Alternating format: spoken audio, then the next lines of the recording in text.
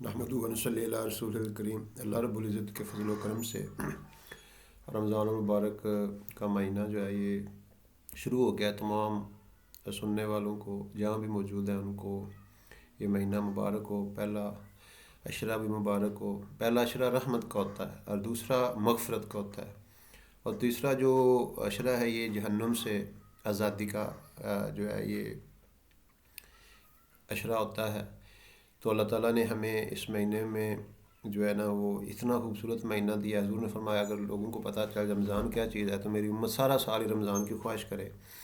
تو رمضان کی جو پہلی شام ہوتی ہے تو اس میں آسمان کے جو دروازے ہیں اور وہ خاص طور پہ پہرا لگا دیا جاتا ہے، اور جو شیاطین جن ہوتے ہیں وہ نہیں جا سکتے۔ اور پہلے یہ ہوتا ہے کہ وہ جاتے ہیں، خبریں مل جاتی ہیں، نیچے آ کے عملوں کو بتاتے ہیں، تو ان کی دیہڑی لگ جاتی ہے، ان کی روٹی روزی چلتی رہتی ہے۔ اور یہ رمضان کے حوالے سے چلیں ایک بات یہ سامنے آ گئی ہے کہ یہ عملوں سے بچنا چاہیے۔ جتنے بھی عمل ہیں، قرآن سب سے بڑا عملیات کا منبع ہے اور سورس ہے۔ اگر ہمارا قرآن سے تعلق ہوگا تو ہمیں کسی عمل کی ضرورت نہیں ہے۔ بہرحال شیطان ان کی حفاظت کے لیے پہرا لگا دیا جاتا ہے، اور جب شیطان جاتے ہیں تو ان کے اوپر وہ رجوم للشیاطین، ان کے آگ کے گولے برسائے جاتے ہیں اور وہ اس سے بسم ہو جاتے ہیں۔ اور اس میں یہ روایت میں آتا ہے کہ سر کے شیاطین بند کر دیے جاتے ہیں اور انہیں باندھ کے سمندر میں پھینک دیا جاتا ہے کہ میری امت کے روزہ داروں کو خراب نہ کریں۔ اور ایک رمضان کی پہلی رات میں ایک ہوا چلتی ہے، اسے مسیرہ کہتے ہیں، اور جنت جو ہے اس کو جو ہے سجایا جاتا ہے، اس کو خوشبو کے ساتھ دھونی دی جاتی ہے۔ حورین جنت کے جو جنت کا دروگہ ہے، جنرل مینیجر آپ کہہ لیں، جو جنت کا ہے، اس کو آ کے پوچھتے ہیں کہ یہ کیسی رات ہے۔ انہوں نے کہا یہ رمضان کی پہلی رات ہے، اور محمد صلی اللہ علیہ وسلم کی امت کے لیے رمضان کے جو جنت کے دروازے کھول دیے گئے اور دوزخ کے دروازے بند کر دیے گئے، اور اللہ تعالیٰ کا عرش پہلے آسمان پہ آ گیا۔ اللہ آنے جانے سے پاک ہے، ظاہر ہے، لیکن ہمارے نبی علیہ الصلوۃ والسلام کا ارشاد ہے، ہم اسی کو بیان کر رہے ہیں۔ باقی اللہ تعالیٰ اللہ جانتا ہے۔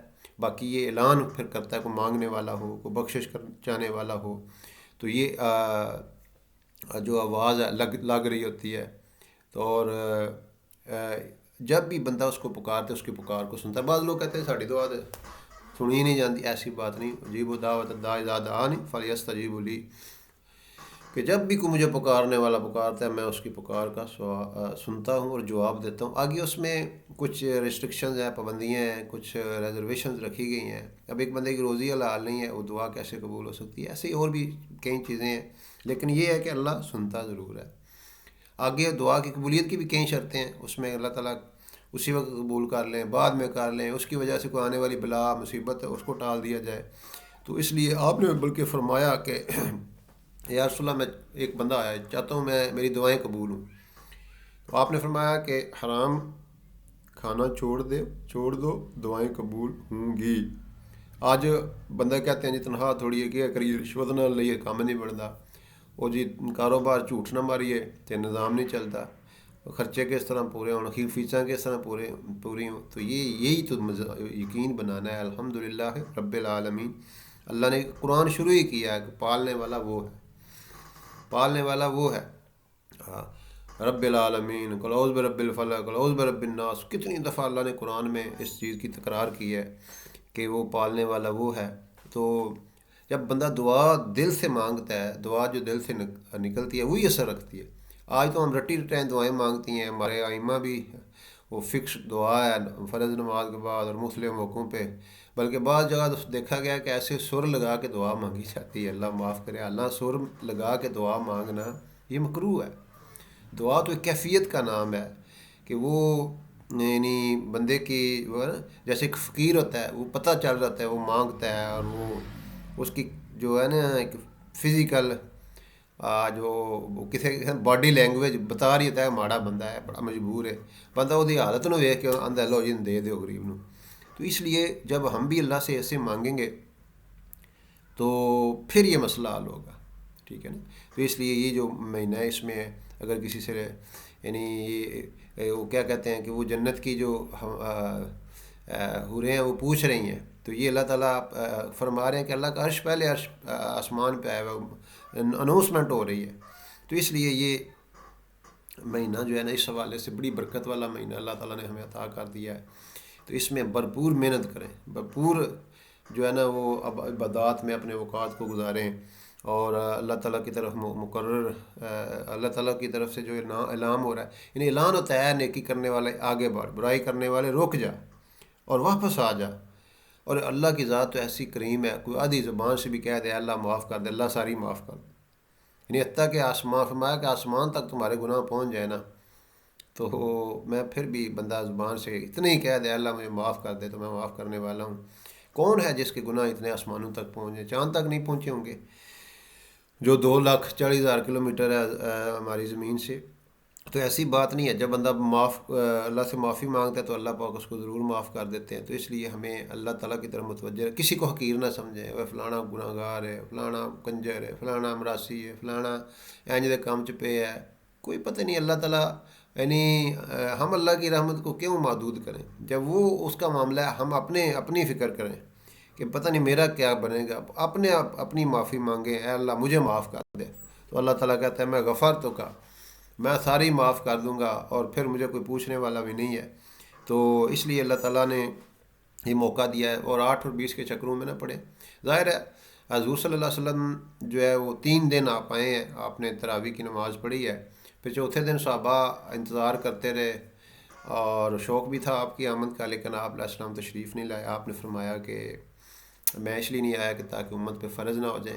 تو اس لیے جتنا زیادہ کر لیں گے. یہ بھی لکھا ہے کتابوں میں کہ پہلی صدی میں مدینے والے 40 رکھتے بھی پڑھتے تھے، لیکن عمر رضی اللہ تعالیٰ نے ابی بن کعب رضی اللہ عنہ کے مشورے سے یہ 20 والا سلسلہ شروع کیا. اور ابھی بھی الحمدللہ ہمیں بارہا اللہ تعالیٰ نے توفیق دی ہے مسجد نبوی میں جانے کی. اعتکاف بھی اللہ پاک کے فضل و کرم سے بیٹھا میں وہاں پہ. 20 تراویح ابھی بھی وہاں پہ ہوتی ہیں. تو اس لیے ان چکروں میں نہیں پڑھنا. جتنا زیادہ کر لیں گے، اگر کوئی 20 پڑھ سکتا ہے 20 پڑھ لے، اگر 8 پڑھ سکتا ہے جتنا بھی، یعنی جنہ گڑ پاؤں انہیں میٹھا ہوئے دا. لیکن یہ ہے کہ آپ نے جو ہے 9 رمضان دیکھے ہیں، 10ویں رمضان سے پہلے آپ دنیا سے تشریف لے گئے. لمان تر رفیق الاعلیٰ جو ہے وہ، اور آپ جو ہے نا وہ سحری بھی کرتے تھے اور افطاری بھی. لیکن اکثر یہ معمول آپ سے ملتا ہے کہ آپ ایک کھجور سے سحری کرتے تھے اور کھجور سے ہی افطاری کرتے تھے. 100 صحابی اونچے مکان پہ چڑھ جاتے تھے. جب سورج کا آخری کنارہ وہ نیچے جاتا وہ اعلان کرتے، کھجور جو ہے وہ روزہ کھولتے تھے. اسی طرح جب سفر میں ہوتے پہاڑی پہ کچھ صحابی چڑھ جاتے، جب انہیں جب سورج نظر آتا نیچے چلا گیا تو اسی وقت وہ اعلان کر دیتے. ایک دفعہ مدینے والوں نے، ظاہر بادل تھے پتہ نہیں چلا، تو روزہ سب نے کھول لیا. حضور علیہ الصلوۃ والسلام بھی موجود تھے، تشریف فرما تھے، آپ نے بھی کھول لیا. لیکن جب بادل ہٹے تو بھی سورج نظر آ رہا تھا، تو آپ نے دوبارہ جو ہے وہ پھر روزہ اس کا عید کے بعد اس کی قضا کی. تو یہ حضور علیہ السلام کا معمول تھا. آپ سحری ایک دفعہ فرما رہے تھے، حضرت مقداد، حضرت علی علیہ السلام اور حضور علیہ السلام اکٹھے سحری فرما رہے تھے. تو آپ بلال رضی اللہ تعالیٰ آئے، یا رسول اللہ بس کریں، اب جو ہے نا وہ وقت ختم ہو گیا، صبح ہو گئی ہے. تو آپ تناول فرما رہے ہیں. وہ انصاری عورت کے جو ہے نا وہ کوٹھے پہ ایک ساتھ چھت تھی، وہاں چڑھ کے تو وہاں پہ جا کے اذان دیا کرتے تھے. تو اب وہ آئے، انہوں نے ایک دفعہ دیکھا، دوبارہ دیکھ لوں کہیں دوبارہ کھا تو نہیں رہے. آئے تو کہنے لگے یا رسول اللہ، اللہ کی قسم صبح ہو گئی ہے. حضور علیہ السلام نے مسکرائے، فرمایا کہ ابھی صبح نہیں ہوئی تھی، لیکن اللہ نے بلال کی قسم کی لاج رکھی اور صبح طلوع کر دی.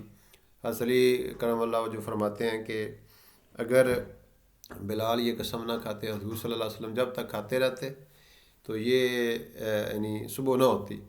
تو یہ ایسے عظیم الشان وہ لوگ تھے. بہرحال جو سحری ہے اور افطاری ہے یہ بالکل سادہ ہو تو زیادہ اس میں فائدہ ہے. ورنہ ہماری جو روٹین ہے، اللہ معاف کرے، ہم تو وہ سارا دن کے جیسے ہوتا ہے، ایک دم وہ معدہ گرم ہوتا ہے اور ٹھنڈا پانی اس میں اور ساری چیزیں، وہ بندہ بالکل نڈال ہوا ہوتا ہے.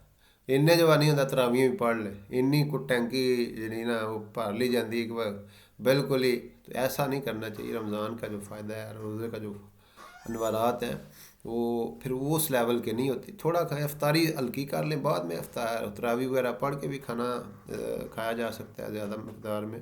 لیکن یہ ہے کہ جتنا احتیاط کریں گے اس میں فائدہ ہے.